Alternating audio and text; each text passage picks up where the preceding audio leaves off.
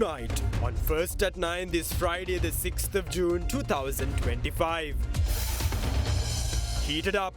Adjournment debate needed on government's decision to import salt and rice, says SJB parliamentarian Hesha Vitanage. Meanwhile, Parliament heats up over the appointment of top diplomats representing Sri Lanka bearing dual citizenship.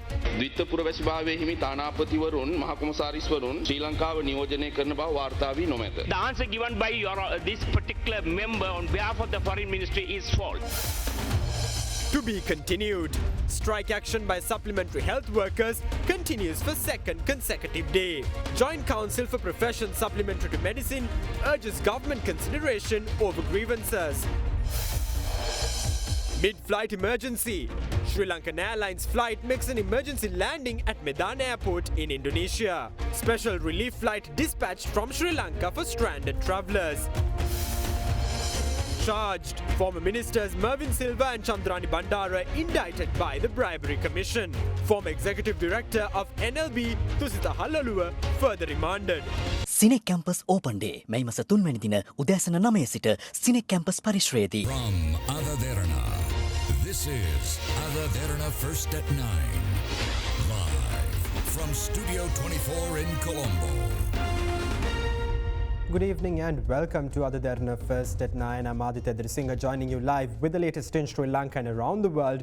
Brought to you by the only Sri Lankan media network to rise to the pinnacle across all media platforms. Recognized as the best by every survey and beloved by the people.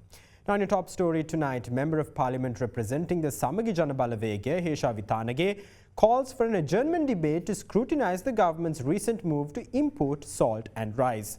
Meanwhile, tensions flared in the House over the appointment of top diplomats representing Sri Lanka bearing dual citizenship. The issue surrounding the import of salt and rice has sparked widespread public concern at the moment. Various individuals have voiced direct criticism regarding the policies and practices involved. In light of this, I wish to pose a serious, respectful question, and I kindly urge that it not be dismissed. We are well aware of the retail price of salt in India. However, once these goods are imported, the prices skyrocket, sometimes by 100 or even 200 times the original value. Therefore, I formally request that an adjournment debate be held in Parliament to examine the government's decision to import salt and rice. It will allow the government to clear its name amidst the numerous allegations being levelled, and it will also enable the public to better understand the rationale behind these decisions. Are you up for this challenge?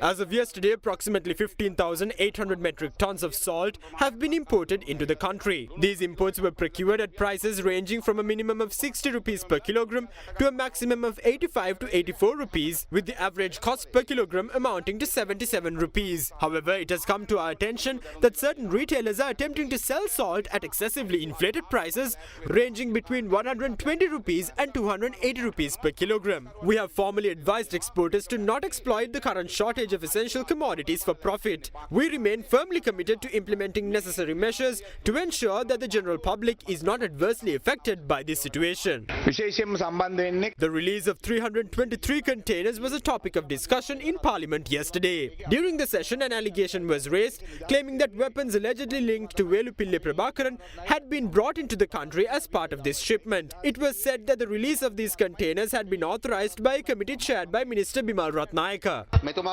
I believe the relevant MP has been summoned by the CID to provide a statement on this matter. Given the circumstances, I am confident that he is better informed about the situation than I am. I trust the ongoing investigations will help uncover the truth and bring clarity to the issue. Therefore, I urge you to cooperate fully and provide your statement to the CID as required. An individual named Atula Sena Ratna, who is reportedly facing over 20 separate cases before the Anuradhapura Magistrates Court, along with several others pending before the High Court, has been granted the presidential pardon. Accordingly, the Anuradhapura High Court ordered the discharge of the convict from case number HC-69/2018, despite his conviction being delivered as reasonable recently as May 2nd this year. However, on the Vesak full moon Poya day on the 12th of May, President Anwar Dissanayake exercised his constitutional powers to grant a presidential pardon to the said individual. This development raises serious concerns. The Supreme Court, through several landmark rulings, has clearly emphasized that the exercise of presidential pardons must not infringe upon the fundamental rights of citizens. It is worth recalling that former President Maithripala Sirisena was ordered to pay 1 million rupees in compensation following a Supreme Court judgment that deemed his misuse of presidential pardon power unlawful. It is therefore deeply troubling that the current administration has proceeded with such a decision. Even more disheartening is the fact that the very leaders who once vocally condemned President Sirisena's actions are engaging in the same practices they previously denounced. There are no dual citizenship bearing ambassadors or high commissioners representing Sri Lanka. When an individual bearing dual citizenship is appointed as an envoy to a country in which he or she is a citizen, a conflict of interest can arise. However, such appointments have not been made.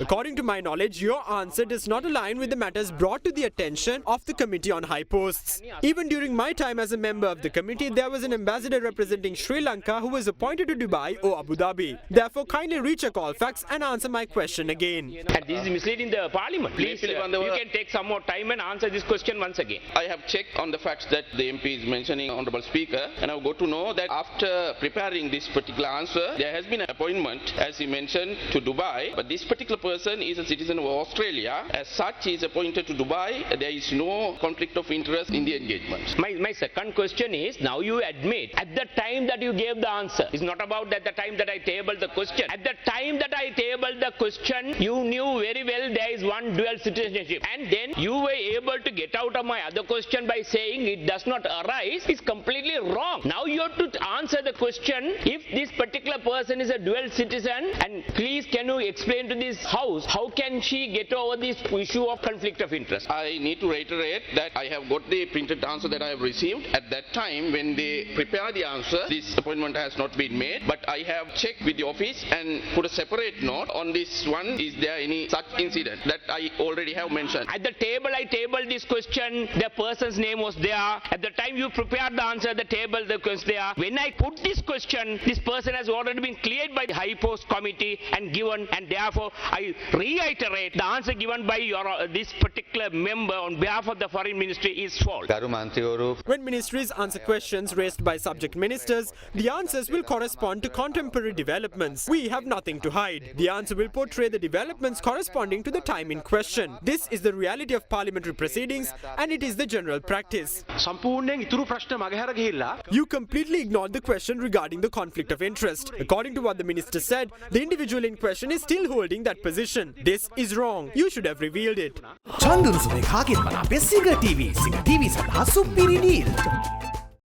Now, a Sri Lankan Airlines flight en route from Colombo to Singapore was compelled to make an emergency landing at Medan Airport located on the Indonesian island of Sumatra yesterday morning owing to a technical malfunction. Passengers endured several hours of uncertainty at the airport, leading to growing frustration. In response, a special relief flight was dispatched from Sri Lanka this afternoon to transport the stranded travellers onward to Singapore. Sri Lankan Airlines flight UL306 en route from Katunayake Airport to Singapore encountered an unexpected technical malfunction in the early hours of yesterday. The flight, which departed at 1:50 a.m., was carrying 93 passengers and 8 crew members. Due to the mid-air technical issue, the aircraft was forced to make an emergency landing at Kuala Namu International Airport in Medan, Indonesia around 6 a.m. Sri Lankan Airlines swiftly mobilized its crisis response team to manage the situation. Following diplomatic facilitation, Sri Lankan nationals on board were transferred to temporary hotel accommodations. However, the Indian nationals on board remained at the airport for several hours, opting not to utilize the temporary hotel facilities. Upon the arrival of the Sri Lankan Airlines representative, the group expressed their dissatisfaction over the incident. Lives are important. So please, now we have time. I have 2 kids. Please understand.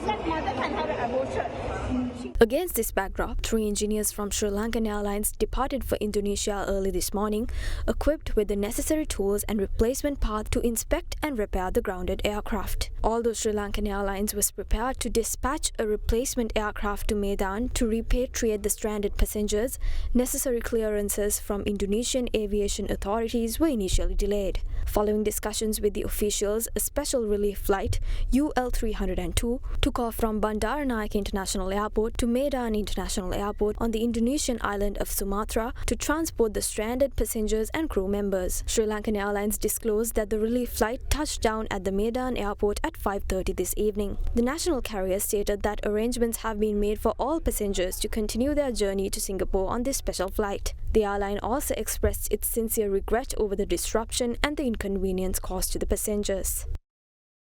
Now in other local news, the Joint Council for Professions Supplementary to Medicine has extended its 24-hour strike action to 48 hours by continuing it for a second consecutive day today. The General Secretary of the Joint Council for Professions Supplementary to Medicine, Chanaka Dharmavikrama, criticised the Health Minister and the Health Secretary for irresponsible conduct and urged the government to consider their grievances urgently. The Joint Council for Professions Supplementary to Medicine continued its strike action for a second consecutive day today. The strike was launched in protest over several key issues, including delays in promotions and inadequate recruitment of graduates. According to JCPSM General Secretary Chanaka Dharmavikrama, the strike was extended for a second day due to the minister's failure to intervene and take meaningful steps to address these issues. In response to the ongoing strike, Health Minister Dr. Nalinda Jayatissa stated yesterday that discussions will be held if these health professionals return to work. The latest strike action affected several hospitals across the island, including the Colombo National Hospital, the National Eye Hospital and the Kalbovila Teaching Hospital. However, the strike did not extend to cancer hospitals, maternity and children's hospitals, kidney hospitals or the National Blood Bank. Emergency and essential treatment services continue to be provided at the affected hospitals. Meanwhile, steps were taken today to provide medicine to patients through government pharmacies, as government hospitals were not dispensing medicine. Meanwhile, the Government Pharmacists Association, a group affiliated with the Joint Council for Professions Supplementary to Medicine, arrived at the Public Relations Division of the Presidential Secretariat this morning to air their grievances. We received the opportunity to hold discussions with a representative of the President. The discussions were very positive. The Health Minister is not ready to hold discussions. He spoke to the media and asked us to report to work before discussions. He kept deceiving us. We don't trust him anymore. If we are given a promise in writing that we will be granted a discussion with the President, we will call off our strike. The decision to extend or continue the ongoing strike will be taken at a meeting of our union this evening. The Joint Council for Professions Supplementary to Medicine announced that the strike action could continue into the future. The minister has not to the trade union action as well as the demands. So we are seeking the President's consideration regarding the trade union action, and we hope to discuss with the President or the Prime Minister regarding these matters. So we expecting the urgent consideration from the government. CINEC campus open day මැයි මස 3 වැනි දින උදෑසන 9 සිට CINEC campus පරිශ්‍රයේදී. Now, authorities agreed to implement an immediate inspection of signalling systems for trains at a meeting held at the Sri Lanka Railways headquarters today. The meeting comes hot off the heels of a recent potentially disastrous railway collision, which was narrowly avoided due to a vigilant bystander. Off the back of this incident, railway drivers associations threatened to withdraw from their duties unless the errors in the signalling system of the coastal railway line are rectified. A major train collision was narrowly avoided yesterday on Sri Lanka's coastal railway line owing to the swift and courageous actions of a local resident and a vigilant train driver. The potential disaster was avoided when a local resident saw a broken section of a railway track in the Moratutu Mother area and signaled the driver of the Sagarika Express, which was en route from Mathura to Colombo Fort, to stop the train. However, as railway workers were quickly repairing the damaged section, the situation escalated when a second train, unaware of the halted Sagarika Express, began moving forward on the same track due to the signal system continuing to display a green light indicating that the track was clear. The driver of the second train spotted the Sagarika Express in time and executed an emergency stop, avoiding the collision. Against this backdrop, the Railway Drivers Associations informed the Ministry of Transport that they would withdraw from their duties this noon if action is not taken to rectify errors in the signalling system of the coastal railway line. Accordingly, a special discussion was held between the Chief Engineer of Signal and Telecommunication and the Railway Drivers Associations today at the headquarters of Sri Lanka Railways under the the patronage of the Railways General Manager Dhammika Jayasundara. ඉදිරිය එකඟත්වයකට පැමිණිය සංඥාපදිත කඩිනමින් පරීක්ෂා කරලා ඒකේ ආරක්ෂාව සහතික කරන්න සංඥාපදි පාර්ලිමේන්තුව පොරොන්දු වුණා. ඒ පොරොන්දුව මත දුම්රිය ධාවනයේ යථාර්ථව කරගෙන යාමට එකඟත්වයකට පැමිණුණා. මොරටුව පානදුර මාර්ගයේ තනි කොට්ටාශයක් ලෙස දුම්රිය ධාවනය පවත්වාගෙන යාම සඳහා දෙපාර්තමේන්තුව පියවර අරන් තියෙනවා. මෙතනදි වෙන්නේ At the moment, we only deploy one train on this particular track, where 3 trains can be deployed, one behind the other. We resort to such measures in a bid to guarantee security. The other train will have to wait until the first train reaches the relevant station. Usually, there's a 5-minute distance between the 2 stations, but those 5 minutes can increase up to 10 on certain occasions. That is the delay we expect. These issues will be resolved by Monday. The driver of the train that avoided the train collision yesterday also joined the discussion. Now in your political updates, as the clock ticks away, the race to consolidate power at the Colombo Municipal Council heats up. Let's take a look at the latest on that front. I had to face several problems in the past few days due to the following remarks. මේ වෙනකොට අනිත් ප්‍රදේශවල පිටවන්න තිබුණා පළාත් පාලන ආයතන එක්සත් ජාතික පක්ෂයේ ඉන්න සුළු බූතුවේ පිරිසක් නිසා තමයි අපිට මේක පිටවන්න බැරි වුණේ. Why did he make this statement? The Colombo Municipal Council is set to convene on the 16th. We need the UNP's 12 councillors for that purpose. Those remarks are completely contrary to the public interest. I kindly request the top brass of the UNP, led by veteran politician Ranil Wickramasinghe, to disregard these remarks. These remarks are made for narrow political gains. The SJB must take on responsibility if these remarks prevent the consolidation of power within the Colombo Municipal Council. The NPP clearly secured the highest number of councillors within the Colombo Municipal Council. However, we were short of 11 councillors to establish an outright majority.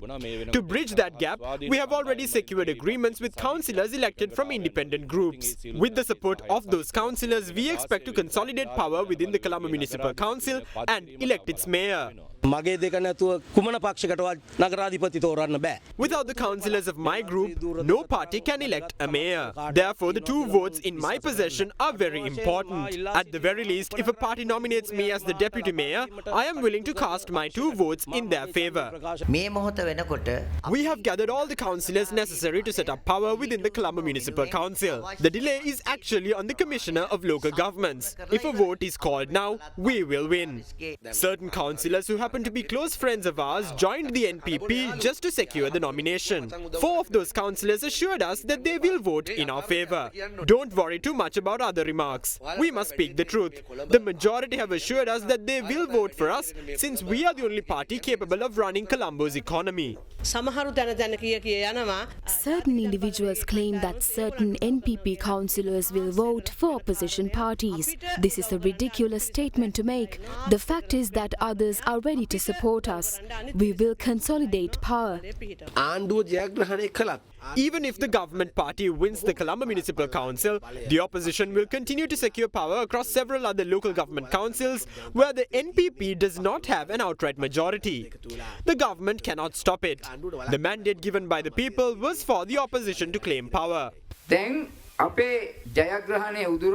The entire opposition is attempting to band together in a bid to steal our victory. In the lead up to the elections, each party criticized other parties and urged voters to not cast ballots for those parties. Now all of those parties have joined hands to claim power. Now they seem to have forgotten their earlier criticisms. Nobody must be allowed to infringe sovereignty of the people. We will set up power definitely. In the event that we are unable to secure power, all development drives in this region will be executed through the Mahaweli Development Authority. I challenge them to get in our way. We will not disburse a single rupee. They can simply arrive at these functions for ceremonial purposes. That is all they will be allowed to do. We will not disburse funds. Funds will be disbursed through other institutions. We will not let conspiracies fester for more than 3 months. After 4 years, if we have not done well, you can vote us out of office. But if we have done well, you can vote for us one more time. Now, leader of Sarvajana Balaya, parliamentarian Dilith Jayavira, claims that the party's executive committee will decide whom to support in the establishment of power in local government institutions in due course. He further asserts that the decision taken by the government or the opposition will be taken into consideration when making that decision. The question is whether merely criticizing corruption will help a country move forward. As the Sarvajana Balaya, we believe that we should never engage in corruption. We engage in politics that is beneficial to the majority. We were asked if we will oppose the government in any given situation because we support the opposition to consolidate power in local government authorities. We have no such intention. We will not endorse all government actions. We will not exclusively support the opposition either.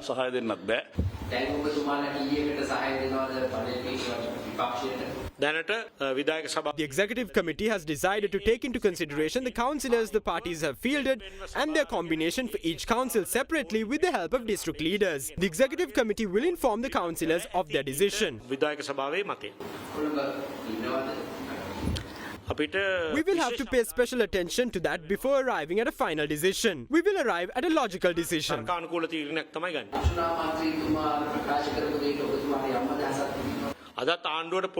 The government still has the opportunity to reveal what was in those containers and prove Archana wrong. Then that issue will be resolved.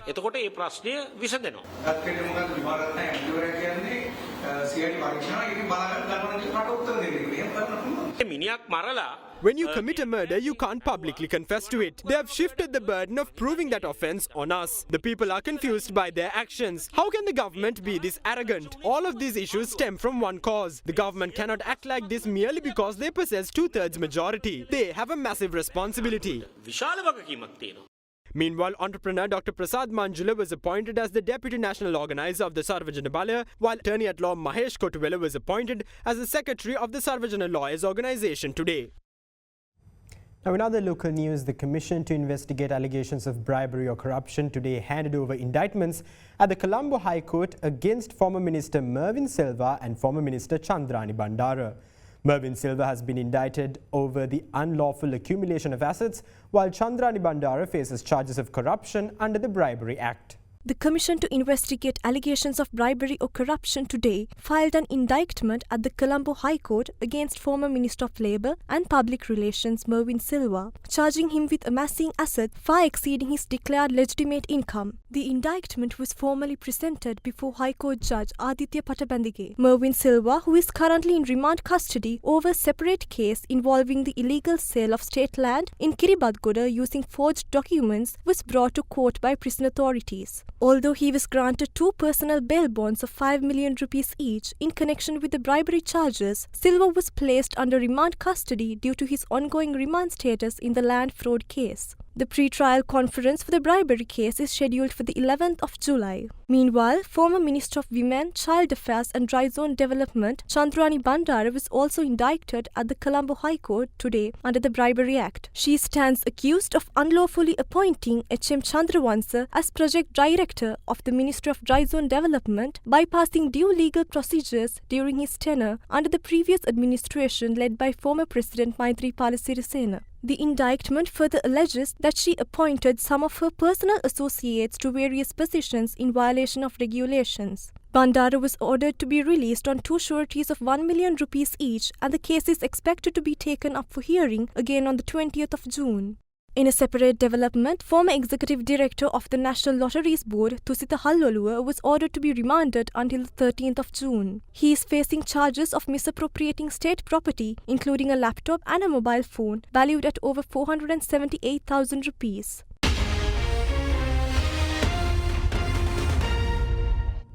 Welcome back. Now, High Commissioner of the International Commission on Human Rights, Volker Turk, is set to visit Sri Lanka in June. Details on the visit were briefed to Speaker of Parliament Dr. Jagat Wickramaratne during a recent meeting held in the United Nations Resident Coordinator in Sri Lanka, Marc-Andre Franch, and UN Peace and Development Resident Advisor Patrick McCarthy at parliamentary premises. Discussions also focused on the opportunities of enhancing cooperation between Parliament of Sri Lanka and the United Nations. During the meeting, Speaker of the House Dr. Jagat Wickramaratne shared his vision of establishing a parliamentary education and research centre to support members of Parliament, provincial councils, local government representatives and researchers. Further topics of discussion included the current political landscape, strategies to strengthen democratic institutions, the importance of combating bribery and corruption, and innovative approaches to fostering national reconciliation in Sri Lanka.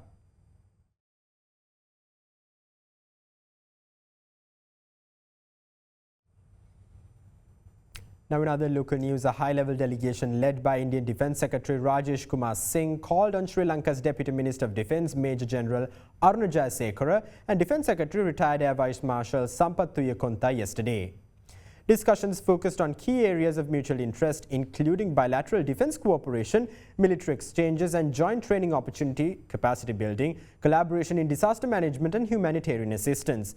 Indian Defence Secretary, Indian counterpart, reiterated India's commitment to maintaining a close and friendly relationship with Sri Lanka and expressed interest in further enhancing defence and security cooperation, contributing to peace, stability and prosperity in the region.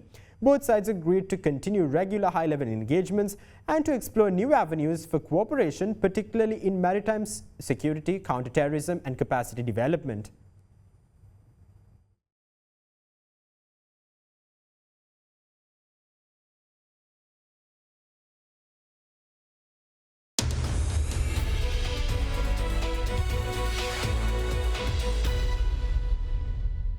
Now, the Colombo Stock Exchange lost its momentum and closed on negative territory today as a result of price losses in counters such as Sampath Bank, Haley's and Cargill's. The benchmark all-share price index dropped 0.23% lower to settle at 17,394.45. Meanwhile, the more liquid S&P Sri Lanka 20 decreased by 0.21% to close at 5,175.96.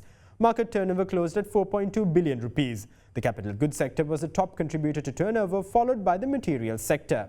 Foreign participation in market activity remained at subdued levels, with foreigners closing as net sellers, offloading shares worth 171 million rupees.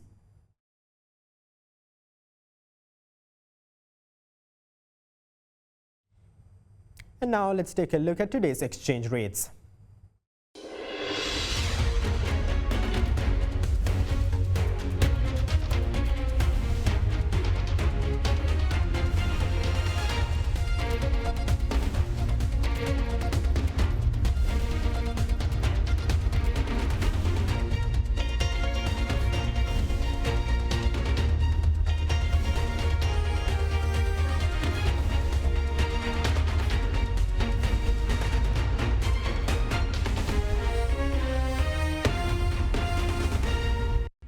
That's all the news we have for you tonight. For latest developments, stay in touch with Other Derana for further developments. Thank you. Have a great night.